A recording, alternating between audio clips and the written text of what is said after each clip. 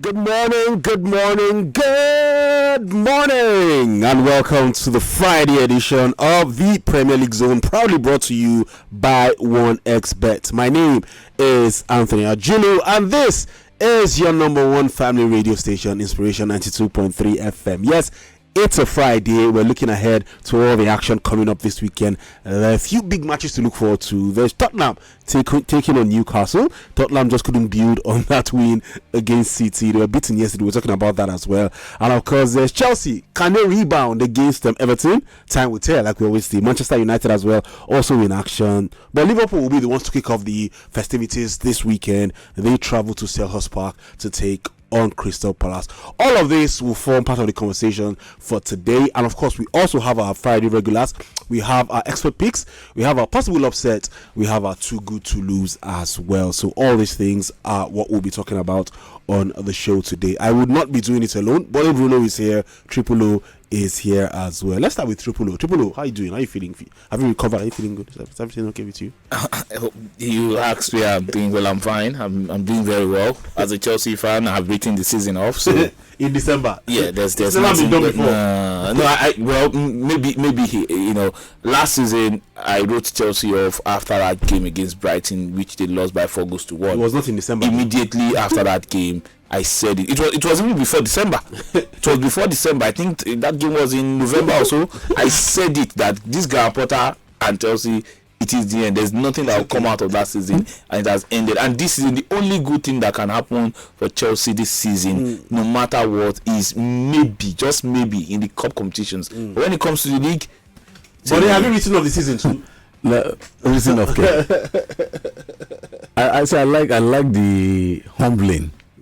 The humbled Triple O right now. She was la. I go finish it on 4. December reach right up the season. I'm having the last laugh now. Well, it's not over yet. I know it's not over. But Chelsea's done. Anyway, let's go on a break. Let's take a word from 1xBet. We'll come back and of course we'll get the show started properly. Don't go anywhere.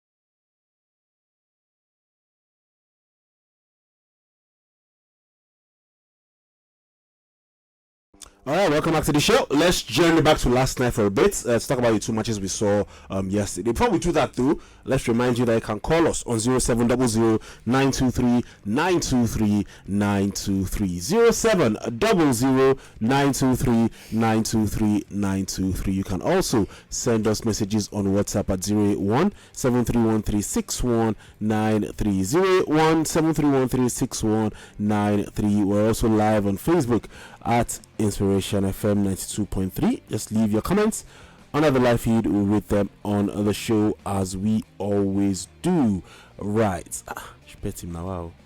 Anyway, let's just read out some of the results, the two results from yesterday, and then we'll talk about them for a little bit. Everton, but they continuing their resurgence very quickly. 3-0 winners over Newcastle, and again, like we said in the morning, if they weren't handed that 10-point deduction, they would have been 10th on the table ahead of Chelsea. Yes, it would have been, and I like the mentality Everton have picked up since that deduction. Some teams would have wallowed in their disappointment, but when you have a manager like Sean Dyche, I'm very sure just had his players down, guys.